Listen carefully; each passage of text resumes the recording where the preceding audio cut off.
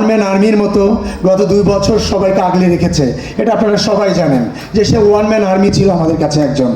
আর আমাদের এখানে আরও যারা আমাদের সিনিয়র যারা আছেন, সুব্রত দা, আমাদের সবার পছন্দ জ্যাকি ভাই, আমাদের সবার পছন্দ আলী কাকা, আরও যারা গত প্যানেলে ছিল, তারা সার্বক্ষণিকভাবে পুরা কমিটিটাকে এবং পুরা সমিতিটাকে একদম মানে মৌমাছির মতো ডেকে রেখেছিল যে কোনো ধরনের কোনোভাবে যাতে আমাদের শিল্পী সমিতিতে কোনো আঁচ না লাগতে পারে।